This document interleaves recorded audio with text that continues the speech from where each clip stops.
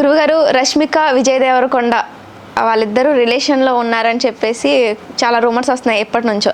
అయితే వీళ్ళిద్దరూ పెళ్లి చేసుకునే అవకాశం ఏమైనా ఉందంటారా? మీ చిలక జ్యోతిష్యం ద్వారా ఏమైనా తెలియజేస్తారా? చూద్దామండి, మన జానకిరామ్ని అడిగి చూద్దాం. విజయ్ దేవరకొండ గారి జ్యోతిష్య బలం మీద, అలాగే రష్మిక మందన గారి జ్యోతిష్య బలం మీద మరి యోగ బలం ఎలా ఉందో, సన్నిహితం ఉన్నారా, స్నేహితంగా ఉన్నారా, లేకుంటే మామూలుగానే ఉన్నారా, కళ్యాణ యోగం గురించి ఉన్నారా, జానకిరామ్ని అడిగి చూద్దాం.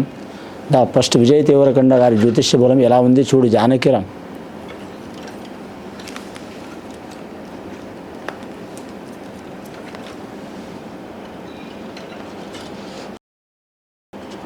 విజయ్ దేవరకొండ గారి జ్యోతిష్య బలంలో చెప్పాలంటే ఆంజనేయ స్వామి వచ్చిండండి వారి పేరు మీద. భక్తాంజనేయ స్వామి వచ్చిండు, అభయాంజనేయ స్వామి వచ్చిండు. అలాగే వారి పేరు మీద చెప్పాలంటే షిరిడి సాయిబాబా వచ్చిండు. అలాగే వారి జాతకంలో చెప్పాలంటే విష్ణు ఈశ్వర బ్రహ్మ వచ్చిండ్రు. అలాగే వారి పేరు మీద లక్ష్మీదేవత వచ్చింది, విఘ్నేశ్వరుడు వచ్చిండు, కాళికా శక్తి వచ్చింది.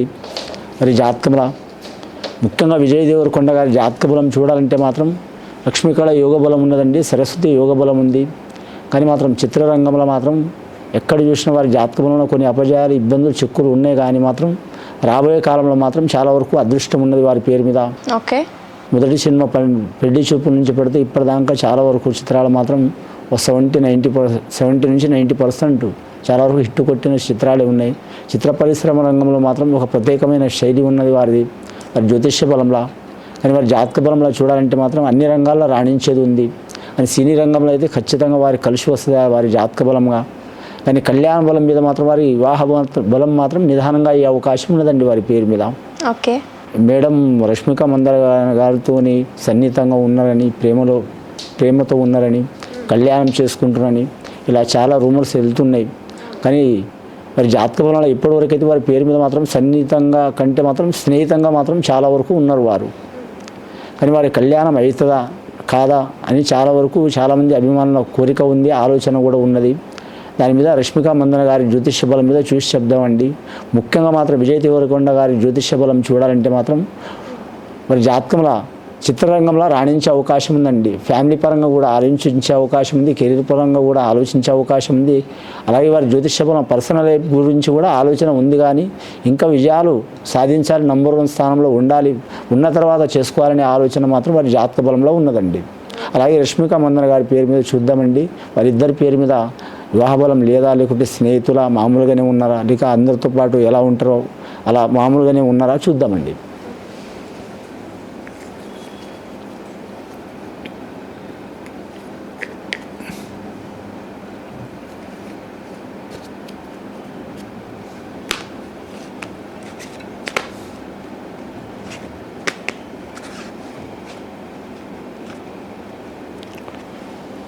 జానకిరామ్ రష్మిక మందన గారి జ్యోతిష్య బలం ఎలా ఉంది, వారి సినీ జీవితం ఎలా ఉంటుంది, పర్సనల్ లైఫ్ కళ్యాణ బలం ఎలా ఉంటుంది,